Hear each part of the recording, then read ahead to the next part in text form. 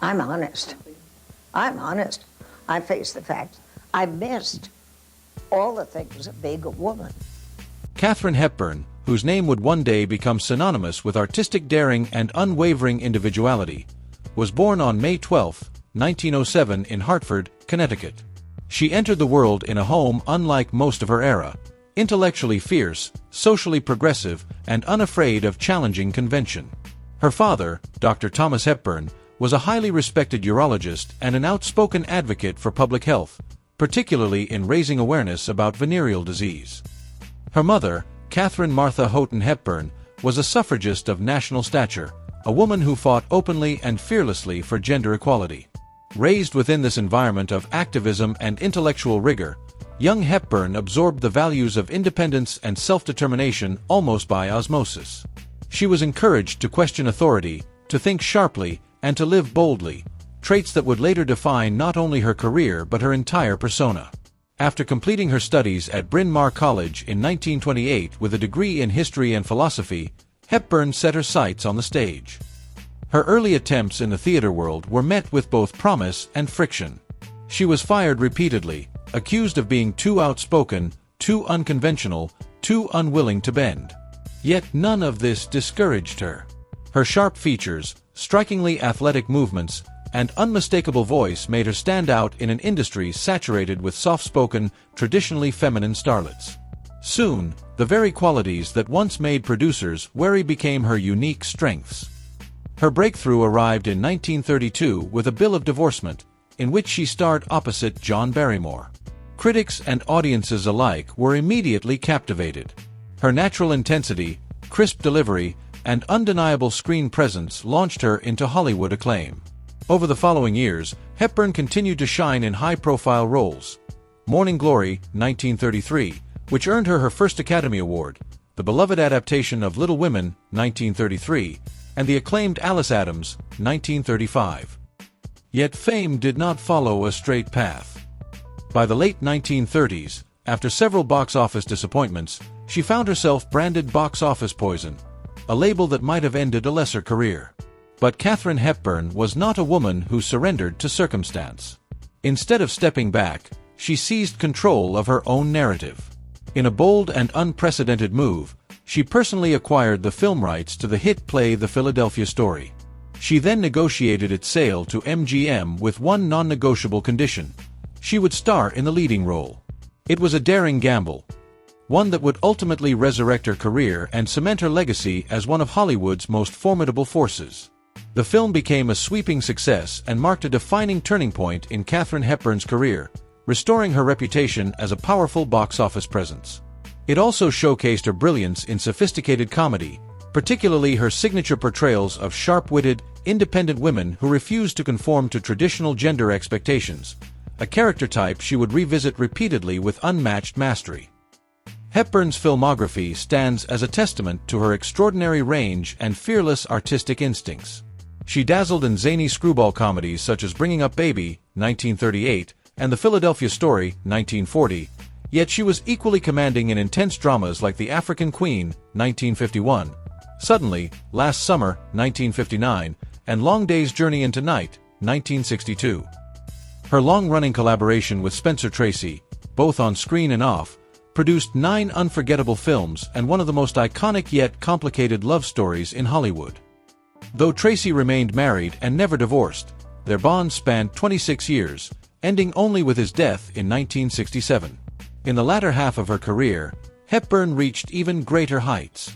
She won 3 additional Oscars for Guess Who's Coming to Dinner, 1967, The Lion in Winter, 1968, and On Golden Pond, 1981. These performances reaffirmed her enduring power, magnetism, and deepening emotional resonance as she aged.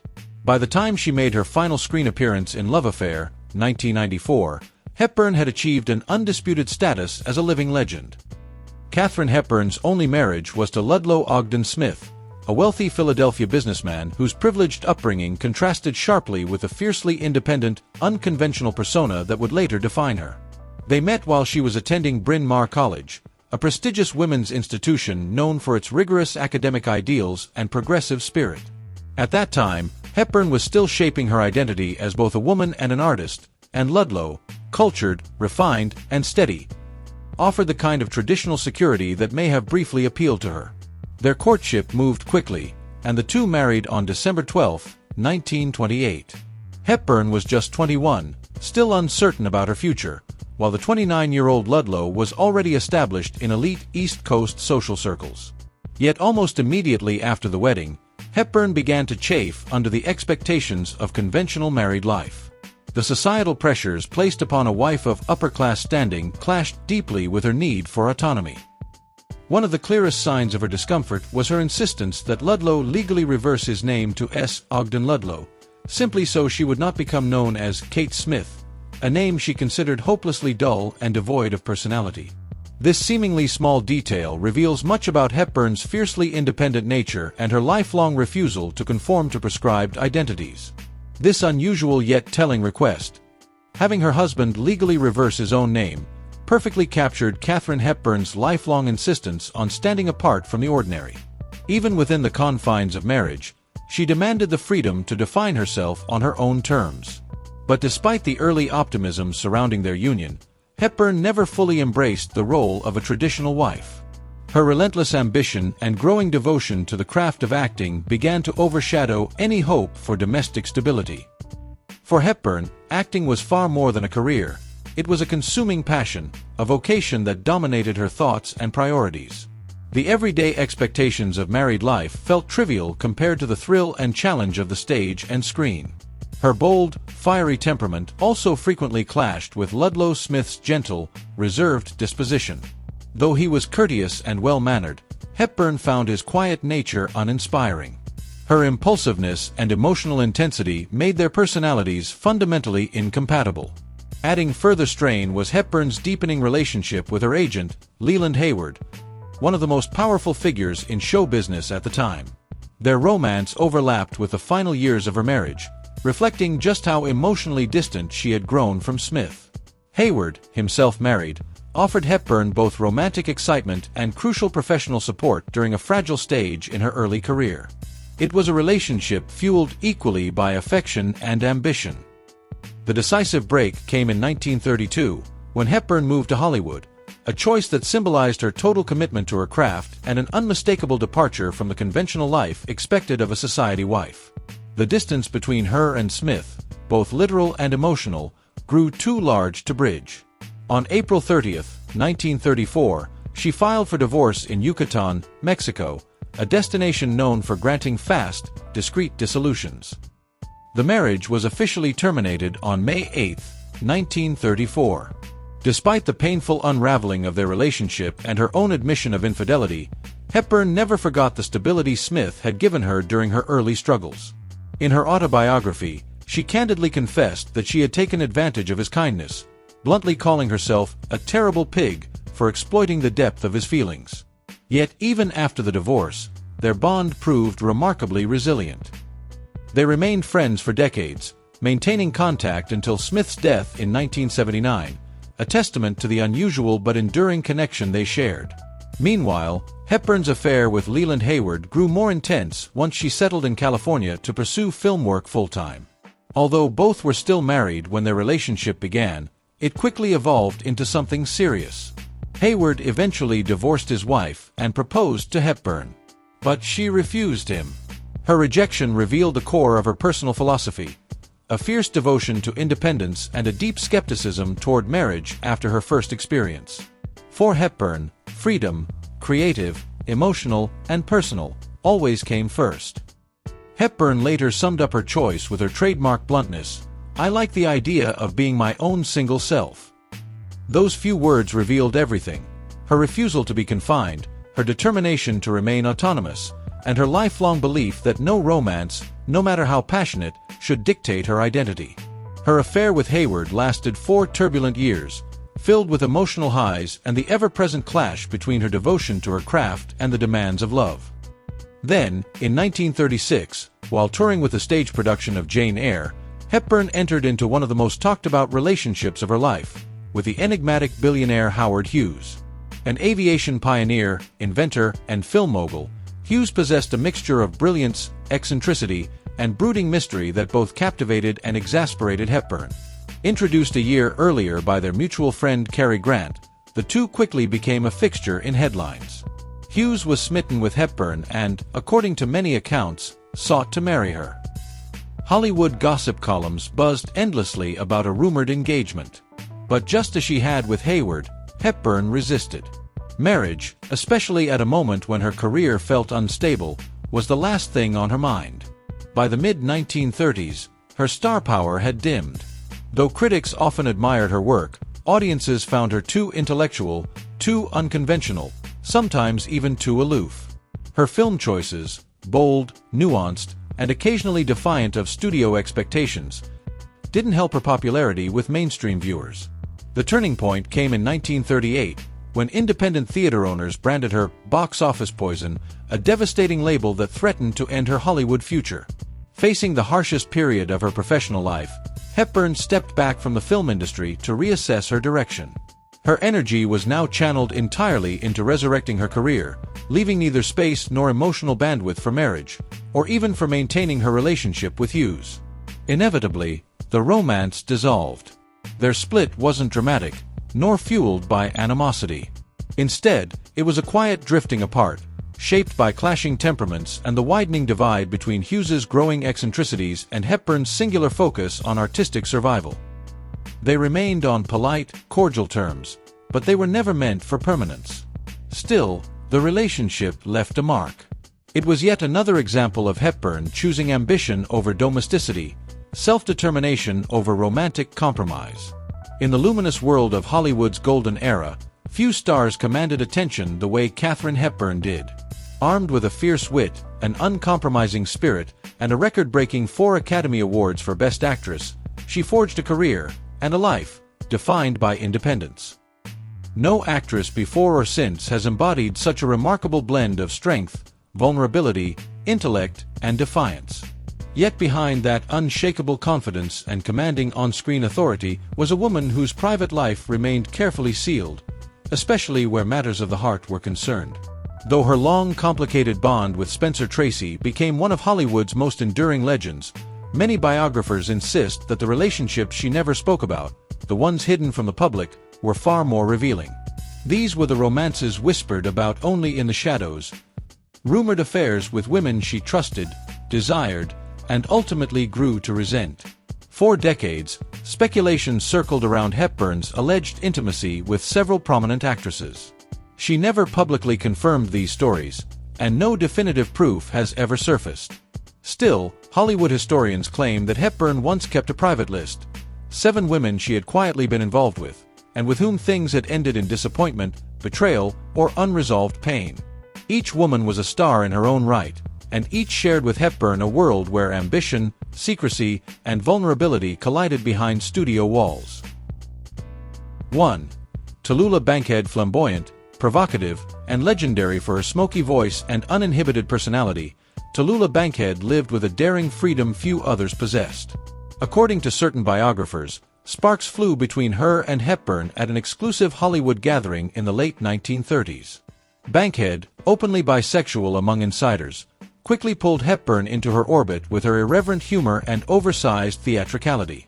What followed was said to be a fiery, short-lived romance, marked by intensity but doomed by clashing temperaments.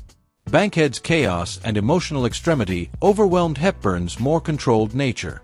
When it ended, Hepburn supposedly summed up the experience in one sharp line: "An emotional hurricane I should never have walked into." 2. Barbara Stanwyck. Celebrated for her grit and gravitas, Barbara Stanwyck embodied strength both on and off the screen.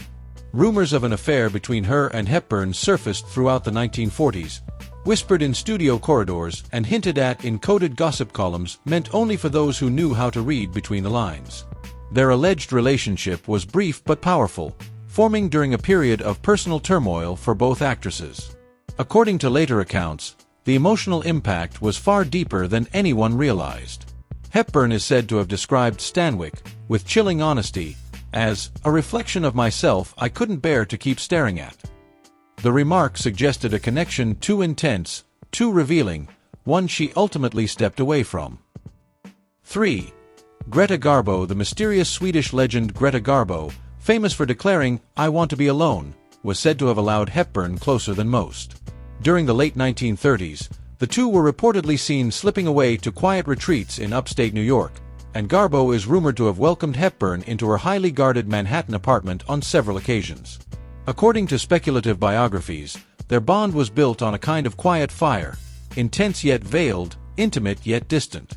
But Garbo's emotional walls proved impenetrable. Hepburn, as rumor has it, eventually admitted her frustration. "She never let anyone truly know her, not even me." 4. Joan Crawford. Joan Crawford, fierce, glamorous, and relentlessly ambitious, was said to share an equally complicated connection with Hepburn. What began as rivalry allegedly tipped into a brief, tension-filled affair. Their personalities clashed from the start. Hepburn reportedly found Crawford's obsession with celebrity overwhelming, while Crawford accused Hepburn of withholding her feelings. According to Hollywood Whispers, Hepburn later summed it up dryly, "She played strong women, but she couldn't handle one in real life." 5. Mercedes de Acosta. Playwright and poet Mercedes de Acosta stands out as the only woman on this list who lived openly in same-sex relationships. Her affairs with Marlene Dietrich and Greta Garbo were widely speculated on, and some accounts suggest that she pursued Hepburn with the same boldness. Though nothing was ever confirmed by Hepburn, diary fragments and letters hint at a short-lived involvement. Hepburn may have pulled away out of fear. De Acosta's reputation for loose discretion was dangerous in that era. As she allegedly confided, "She was a beautiful writer, but not someone I could trust with my silence." 6. Judy Holliday. Bright, effervescent, and razor-smart, Judy Holliday seems like an unlikely figure in Hepburn's rumored romantic history. Their connection reportedly grew at Columbia Pictures, beginning with mutual respect and deepening into something more personal. Holliday, burdened by Hollywood expectations and fears of professional fallout, ultimately backed away. According to biographers, Hepburn felt wounded by her retreat and later said, "She chose the stage over the truth. I can't blame her, but I couldn't forgive it." 7. Dorothy Arzner. Although not an actress, Dorothy Arzner, the only female director working in the studio system during the 1930s and 40s, was a trailblazer and a discreet figure in Hollywood's queer community. She worked with several actresses of Hepburn's generation and served as mentor, confidant, and occasionally rumored romantic interest.